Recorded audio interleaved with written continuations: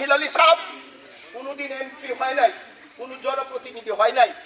উনি কিন্তু বাইবারটাও জানে না, যা বলে স্পষ্ট। আপনি রাগ করেন আর খুশি হন, উনি কিন্তু স্পষ্ট কথা আপনার মুখের উপরে বলে দিবে। অভিনয় জানে না, উনি মৌসুমি না যে নির্বাচন আইছে আমি এখন যাই। উনি সবসময় আপনাদের আমাদের সাথে আমাদের পাশে আসছে। কথাটা কি ঠিক কিনা? আপনার উনার সম্পর্কে ভালো করে চিন্তা করবেন। আর এখন এই যে একজন স্বার্থপর, সে আজকে আসছে বিভিন্নভাবে লুপ দেখাইতেছে, এই করব সেই করব, আপনার অর্থনৈতিক ভাবে কেউরে কেউরে মানে কিনার জন্য চেষ্টা করতেছে। তো ইনশাল্লাহ মানুষ তো এত বোকা না। আপনার 12 তারিখের নির্বাচন, 13 তারিখ উনাকে আপনারা উনার কাজ শেষ হয়ে গেলে 13 তারিখ আর উনাকে খুঁজে পাবেন না আপনারা। তাই বন্ধুরা আমার, আমরা এই 12ই ফেব্রুয়ারির নির্বাচনে সকলেই আমরা কাজ করব। এর ভিতরে আপনার দেখা গেছে যে আওয়ামী লীগের অনেক ভালো লোক বা পরিবেশ পরিস্থিতির জন্য অনেকেই দেখা গেছে আওয়ামী লীগের ছত্রছায়া থাকতে বাধ্য হয়েছে, না হয়তো তার সামরা বাঁচবে না। তা আমরা এদেরকে ভালো লোকগুলিরে আমরা টানবো, আমাদের কাছে টানবো।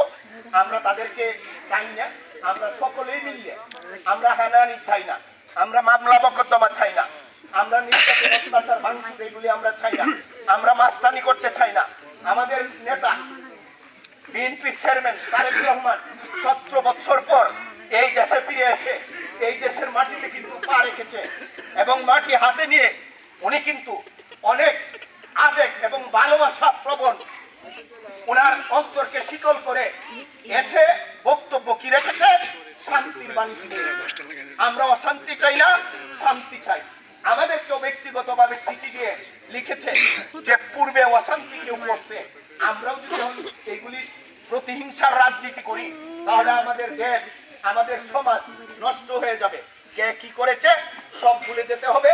আসুন আমরা সকলেই আমাদের চেয়ারম্যান তারেক রহমানের কথা মতো আমরা সব দ্বিধাদ্বন্দ্ব ভুলে, প্রতিহিংসা ভুলে শান্তির বাণী নিয়ে আসুন। বিএনপি ইনশাল্লাহ সরকার গঠন করবে।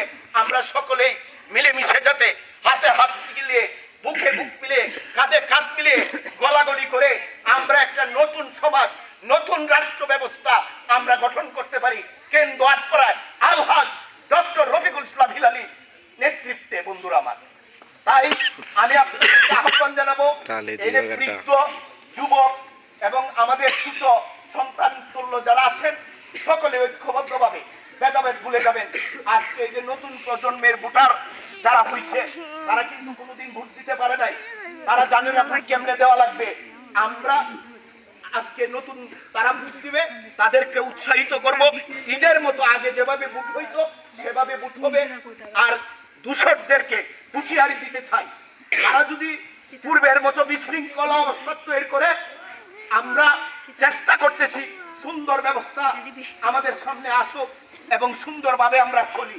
কিন্তু তারা যদি বিশৃঙ্খল পরিস্থিতি তৈরি করে, সৃষ্টি করার পায়তারা করে, অবশ্যই অবশ্যই তাদেরকে কিভাবে কঠোরভাবে দমন করতে হয় আমরা ইনশাল্লাহ ব্যবস্থা নিব।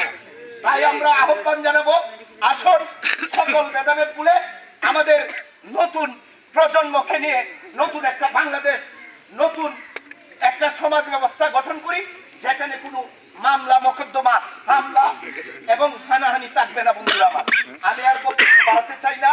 কালকে একটা মিটিং ছিল, এটা কালকে আমার ক্যান্সেল করতে হয়েছে। আজকে ওই মিটিংয়ে যাব, না হয়তো অনেক লোক হয়েছে, আমাদের মহিলা মা বোনরাও এখানে এসেছে। সকলকে ধন্যবাদ জানাই, আন্তরিক মোবারকবাদ জানিয়ে আমি আমার বক্তব্য শেষ করতে যাচ্ছি। আল্লাহ হাফেজ। বাংলাদেশ জিন্দাবাদ। শহীদ জিয়া অমর হোক, বেগম জিয়া অমর হোক, তারেক রহমান জিন্দাবাদ, জিন্দাবাদ।